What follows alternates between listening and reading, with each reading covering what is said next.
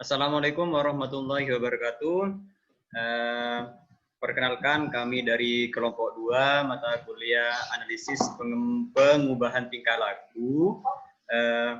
Kami di sini akan menjelaskan tentang materi prinsip dan teknik-teknik pengubahan tingkah laku. Di mana dalam materi ini yaitu ada kelompok kami di sini, yaitu saya sendiri Ferry Irawan, kemudian ada Yuyun Dwi Retno, Yoga Prasetyawan, Vina Febrianti, dan Isma Rahayu. Untuk lebih jelasnya, saya akan share screen. Oke.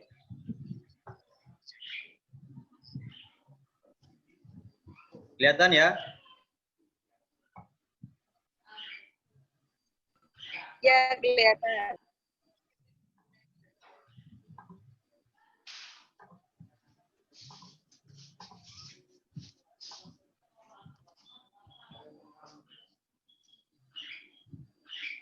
Ya.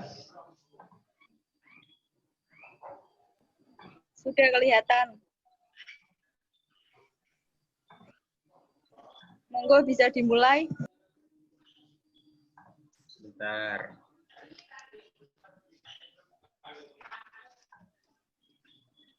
Di mana di kelompok kita ini akan membahas tentang prinsip-prinsip dan teknik-teknik modifikasi perilaku.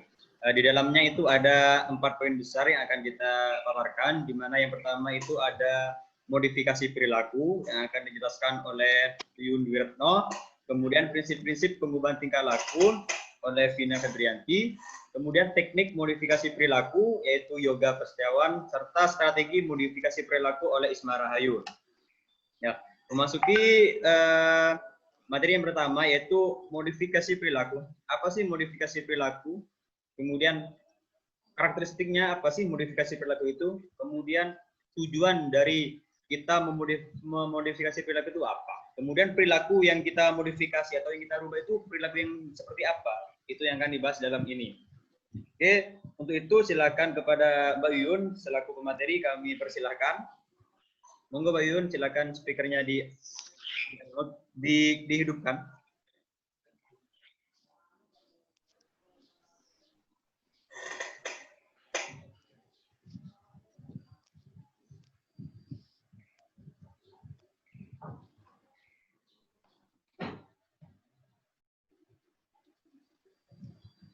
Ya monggo Mbak Yun, monggo.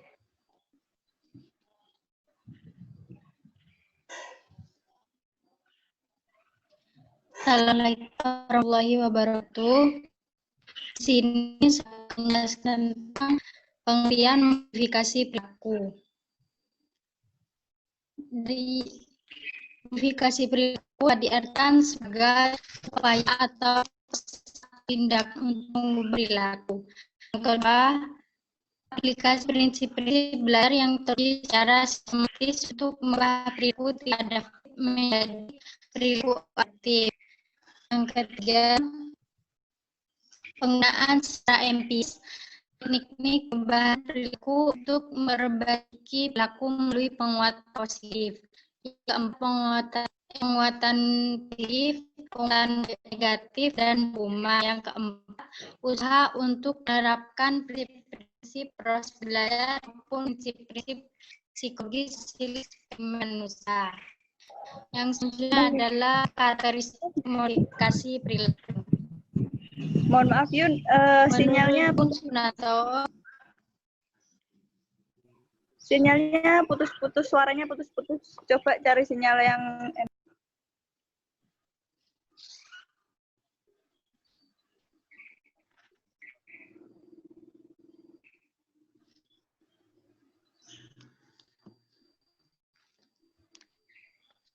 Monggo Mbak Yun dilanjut. Ya monggo. Monggo Mbak.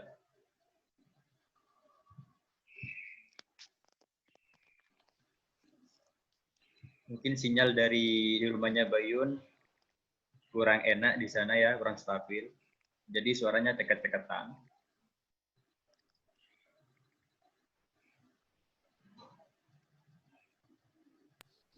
Langsung lanjut saja, wes.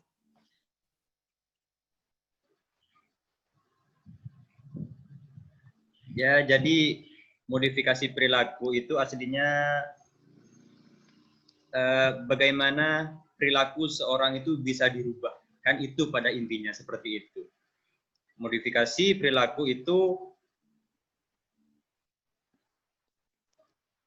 menurut Juang Sunanto dan Koji Takechi di sini, karakteristik modifikasi perilaku diantaranya perilaku dimodifikasi atau terapi selalu didefinisikan dalam bentuk perilaku yang teramati dan terukur. Ya jelas, perilaku itu yang dapat kita modifikasi itu yang terdeteksi, yang kita amati, yang nampak seperti itu. Kemudian prosedurnya secara sistematis, yaitu meliputi teknik-tekniknya itu atau yang digunakan itu sudah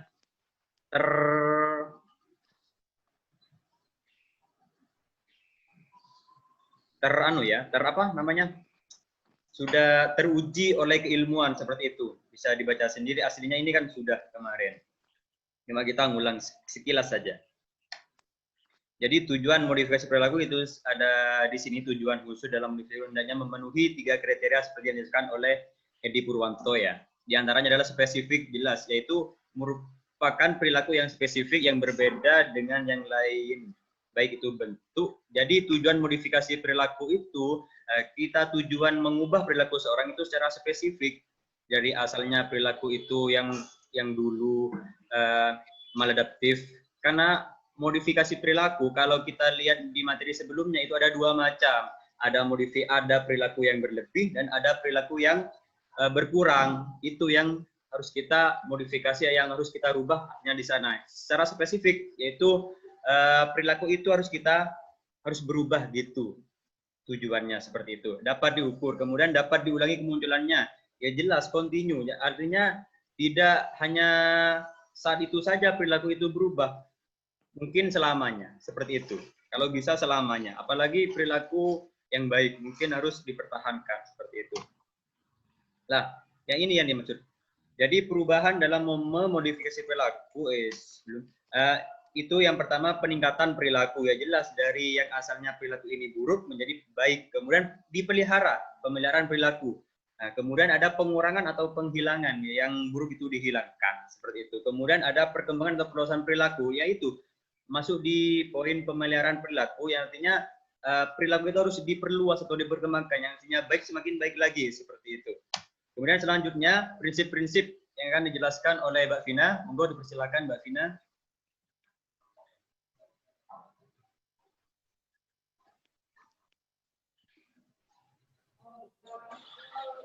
Ya, di sini saya akan melanjutkan materi. Di sini saya akan menjelaskan tentang prinsip-prinsip pengubah tingkah laku.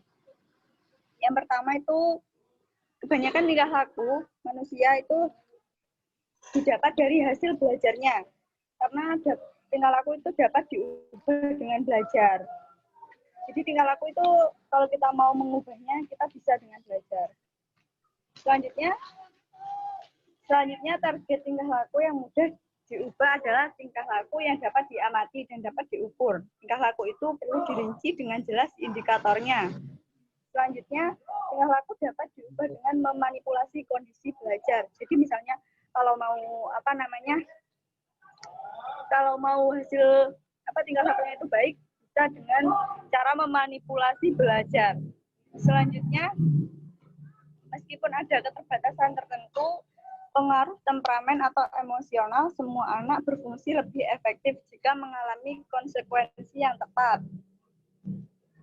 Yang kelima, tingkah laku siswa dapat diatur, diubah dengan memberikan konsekuensi terhadap tingkah laku di kelas. Jadi tingkah laku itu dapat diatur ketika dalam kelas, misalnya dengan peraturan. Selanjutnya, langkah-langkah analisis pengubah tingkah laku. Yang pertama ada mengidentifikasi tingkah laku yang bermasalah dan merumuskan masalahnya secara operasional yang dapat diamati dan diukur. Jadi digarisbawahi yang dapat diamati dan diukur. Selanjutnya mengidentifikasi berbagai kemungkinan penyebab timbulnya masalah itu. Yang ketiga menetapkan target tingkah laku yang diinginkan. Jadi kita harus menetapkan target dulu. Apa yang diinginkan untuk mengubah suatu tingkah laku tersebut. Yang selanjutnya merancang dan melaksanakan strategi untuk mengatasi masalah dan mencapai target. Mencapai target tingkah laku yang diharapkan. Dan dapat menggunakan teknik yang tepat. Selanjutnya, mengevaluasi proses dan hasil capaian. Mungkin itu dari prinsip-prinsip perilaku. Materi selanjutnya dapat dilanjutkan oleh Yoga Prasetyawan. Ya, di sini saya akan menjelaskan tentang teknik modifikasi perilaku atau teknik prosedur pengubah perilaku. Teknik prosedur pengubah perilaku dibagi menjadi 6. Yang pertama, prosedur peneladanan. Yang kedua, tabungan kepingan. Yang ketiga, pelatihan asertif. Yang keempat, prosedur aversif. Yang kelima, pelatihan relaksasi. Yang keenam, pengolahan diri. Prosedur meneladani. Apa itu prosedur meneladani? Prosedur meneladani adalah proses belajar yang memanfaatkan pengamatan di mana perilaku yang menjadi seorang teladan tersebut bisa berperan sebagai perangsang terhadap pikiran, sikap, atau suatu. Prosedur meneladani dibagi menjadi 2 tahap. Yang pertama, tahap pemikiran, yaitu tahap subjek yang memperoleh dan mempelajari perilaku teladan yang diamati. Yang kedua, tahap pelaksanaan, yaitu tahap subjek melakukan perilaku yang dipelajari dari teladan. Yang selanjutnya, tabungan keping atau token ekonomi, yaitu merupakan prosedur kombinasi untuk meningkatkan, mengajar, mengurangi, dan memelihara perilaku, yang dimana tabungan keping ini bermaksud sebagai teknik pengukuhan tingkah laku melalui target yang telah disepakati menggunakan hadiah atau reward. Tabungan keping dibagi menjadi 3 tahap. Yang pertama, tahap persiapan, mempersiapkan semuanya. Yang kedua, tahap pelaksanaan yang diawali dengan kontrak belajar, kesepakatan baik lesan atau tulis. Yang ketiga, tahap evaluasi, yaitu menilai keberhasilan dan kekurangan sebagai tindak lanjut pelaksanaan program selanjutnya. Yang selanjutnya, pelatihan asertif. Pelatihan asertif untuk melatih mengajarkan subjek menyatakan dan berperilaku tegas dalam suatu situasi, atau bisa dibilang juga melatih agar mempunyai pendirian. Yang selanjutnya, prosedur aversif. Prosedur aversif bermaksud sebagai mengurangi atau menghilangkan gangguan perilaku yang spesifik. Teknik aversif dilakukan untuk meredahkan perilaku simptomatik dengan cara menyajikan stimulus yang tidak menyenangkan atau menyakitkan, sehingga perilaku yang tidak dihendaki atau simptomatik terhambat munculnya. Selanjutnya, pelatihan relaksasi. Pelatihan relaksasi yaitu mengurangi perasaan cemas dengan melatih subjek untuk bersikap santai. Yang selanjutnya, pengolahan diri. Pada teknik ini, melatih dan menyadarkan subjek untuk dapat mengarahkan atau mengatur perilakunya sendiri. Oke, terima kasih. Lanjut ke Mbak Isma.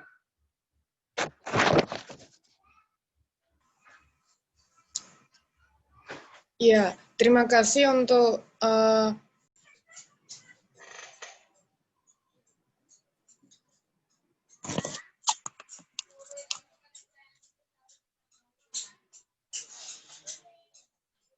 untuk materi yang keempat, yaitu strategi modifikasi perilaku. Mulyono dalam bukunya mengemukakan strategi dalam modifikasi tingkah laku yang dapat diterapkan yaitu ada 5. Yang pertama yaitu reinforcement. Menurut Walker, reinforcement adalah pengurangan kebutuhan biologis. Ada 2 reinforcement di sini.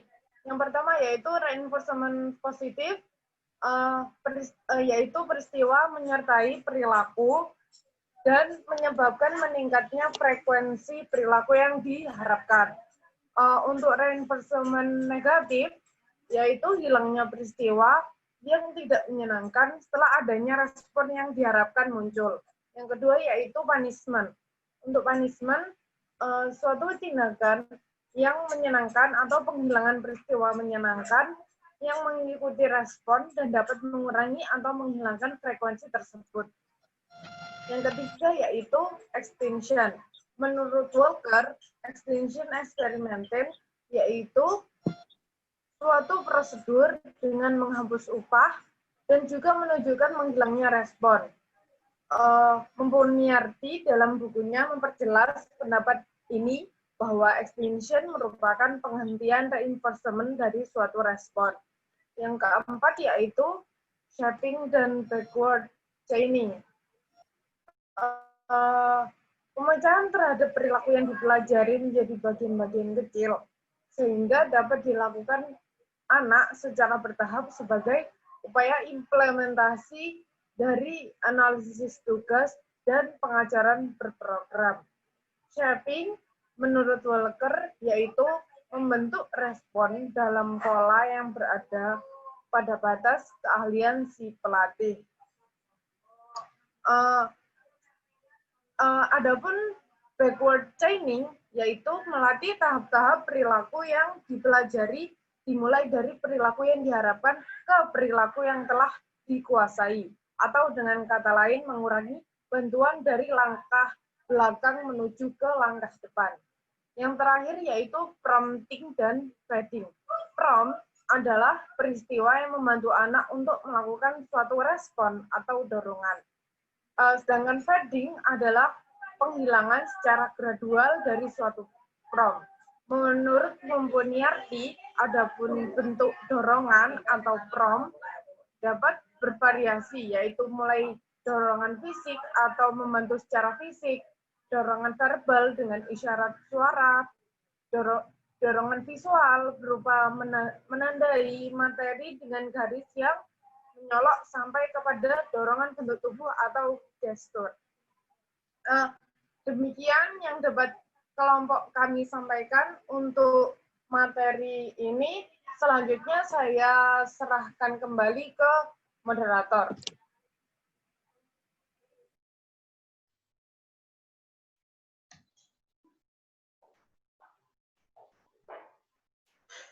Oke, terima kasih.